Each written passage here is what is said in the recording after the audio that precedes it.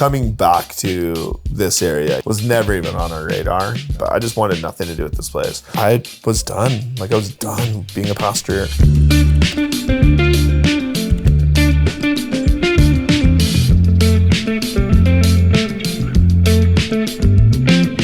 I came to faith pretty radically at 22, kind of was brought to the end of myself in rebellion, and 8 months in rehab, and then kind of got thrown right into ministry, radical testimony, and found out pretty quick, I was a good communicator and just was devouring the scriptures. And what I kind of came to at the end of all of that was I just really felt like all that was valuable about me was my skill set in ministry. Kind of went from toxic big church to toxic small church. Really, I'd just been kind of groomed into this position, and once that position stopped, I just wasn't valued as a human, as a disciple of Jesus anymore. Ministry just felt incredibly transactional and just not a safe place. Didn't really want anything to do with vocational ministry. I remember sitting down with Zach and him processing through a vision and a picture of church that was really harmful. He and I grabbed some coffee and just talking about life, talking about ministry. He was sharing with me, they were growing, and they were at the point where they had outgrown that space. And in their 4 gatherings on Sundays, they were turning people away. And he just was like, yeah, man, I have some people around me. We're kind of talking about, adding a 5th service. And he just started kind of opening up and just saying, my staff doesn't seem to be doing okay. 4 services already is kind of stretching us. And he said something that shocked me, dude. Instead of adding a 5th, I think we're actually going to cancel our 4th. And I just remember looking at him and I was just I have zero framework for what you're even talking about, because I just, again, came from a church that grew to thousands and thousands and had 5 weekend services. And when we added services, it was just this is the sacrifice you make. And to see something so intentionally pushing against was just so beautiful to me. Benji was just such a big voice for me, wrestling through theology and wrestling through calling and just wrestling through just our own spiritual journey and healing. He actually told me, he said, look, man, I've been watching you go on this kind of theological journey, and the things that you've shifted on, they make you Foursquare.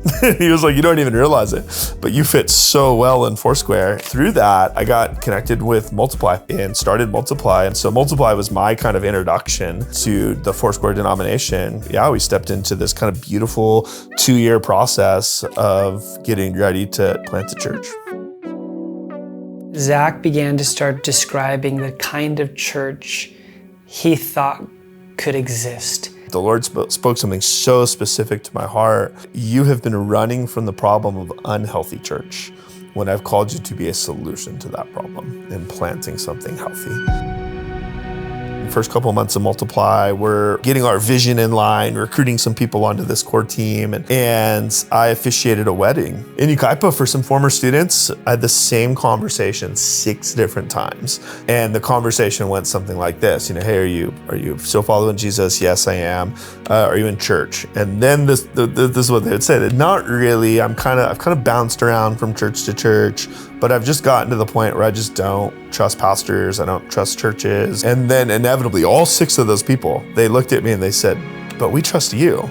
And I kind of just wish that you and Jade would come back here and plant a church. So I remember just looking at my wife and I just said, babe, are we making a mistake not planting a church in a place where there are so many sheep without a shepherd who still see me as their shepherd? And she said, honestly, babe, I've been thinking about that for the last 6 weeks. I didn't want to come back to the Yucaipa area. So much of my trauma and pain was here. And it was actually that same exact call that the Lord had given me. Go to Nineveh, that great city, and preach to it the message that I told you. That call was still the reality for me.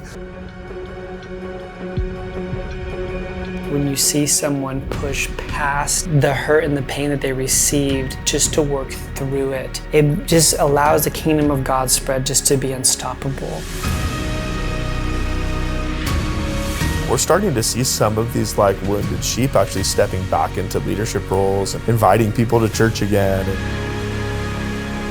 And the last 2 years has been really aimed at trying to create spaces of healing in their re-engagement with Jesus, but also their re-engagement stepping into community.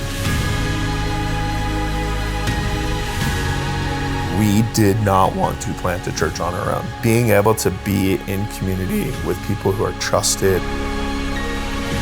It was actually one of the reasons why my wife and I joined Foursquare. There's such a togetherness that I'm just so excited for, and I think that that's going to be the thing that we need to lean into if we're going to continue to plant more churches.